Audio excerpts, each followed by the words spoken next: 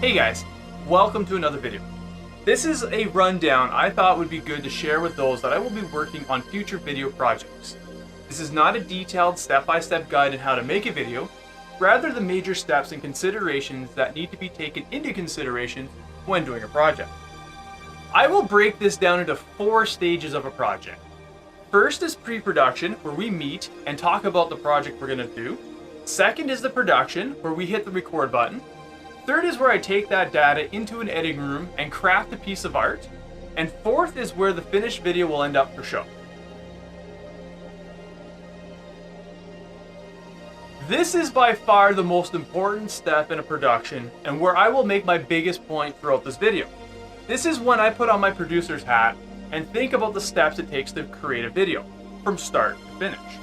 This is where we plan and manage a production before we invest a lot of time and resources into it.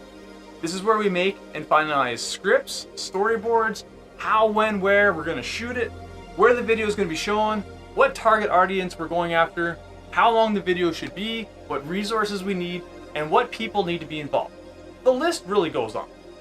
And this should be made into some sort of a contract. Even if it's a free job or something I'm doing for a friend or volunteering for an organization. It's important to nail down what we're expecting so that the production team can work around that and finish with something we can all be happy with. Contracts don't need to be scary things. It can literally look like a piece of paper with a to-do list. Obviously, the larger the project, the more important the details matter. And all this serves is to make sure we are all on the same page with what we're going to do. Let's paint a scenario to illustrate a free job for a close friend. Let's say I decide to film their wedding. Sure, I could just show up, shoot all the things, edit it, and hope they will be happy with it. But here's what can go wrong. Even if the video is awesome, they had their great aunt that came in from halfway around the world, and I got none of her in. I did not know who she was or how important she is to the family, but by now, it's too late, and that awkward cloud of disappointment fills the air. This could have been easily avoided if I was aware in pre-production. We list out the things we want to see, certain events and moments during that day that are important, and write it down in a contract. If we had a contract and we still missed adding in their great aunt in pre-production, well, I, the videographer, can point to the contract and show that she was not on my list. I hold no responsibility for not knowing what I don't know. I'm sorry. That's why it's important to list out our expectations from the start, so all this work does not go in vain. So after we have a plan, I can get into the creative technical mode and plan on how I'm going to shoot it. By this point, with the proper planning, I should know what I can or can't do in terms of my skills and equipment. This is also when I become the director. This is when I need to learn how to control a set. I have a vision and must enact on it. There's definitely room for suggestions and improv. This is still a creative zone. It is still a live atmosphere morphing itself into the story to be told. It can take many takes to get the shots we need. Very rarely is there a one-take wonder. You might think what you've seen on TV or on YouTube, whether it be a reality TV show or a video blog, was done in one shot.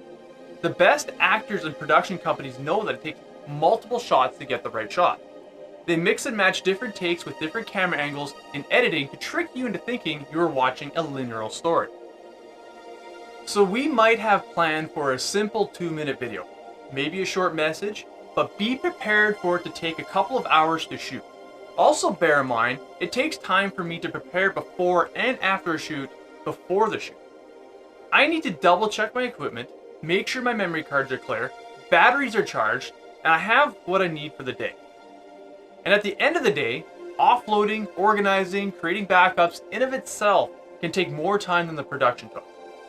So if we're shooting for a couple of hours, I've got a couple of hours of things I need to do before I can even look at the footage. A 2-hour shoot could easily become a full day's worth of work.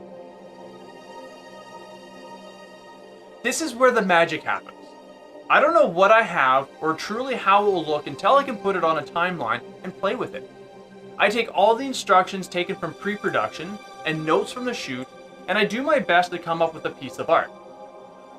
Editing.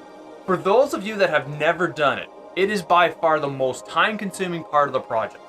Some people try to calculate a finished video time to editing time to reverse engineer some sort of ratio. Some say it's 100 to 1, some say it's 1,000 to 1. It is different from project to project, but the goal behind any project is to have a workflow to maximize the efficiencies. But ultimately, there's no fixed time it takes to do an edit. It just takes time. As a solo do-it-all producer, it's really important for me to nail down expectations and goals in pre-production. I have to take everything into account here and tell the story through the editing process. The better pre-production is planned, the better the chances the final video will come out as per everyone's expectations.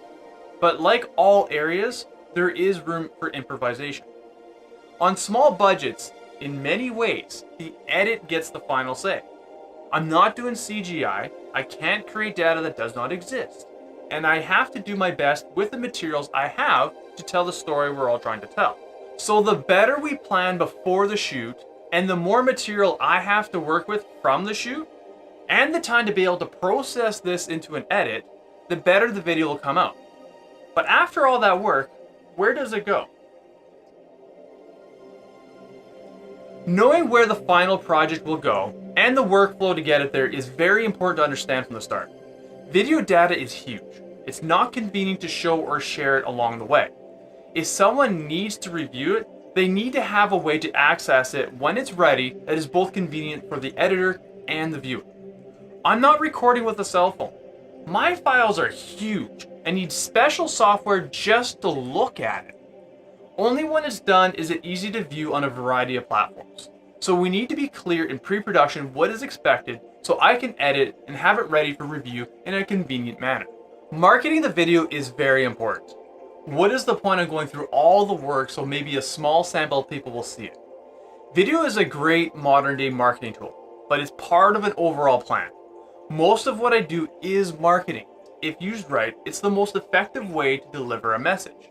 If we get this right, there's no telling how far or how powerful our message could be.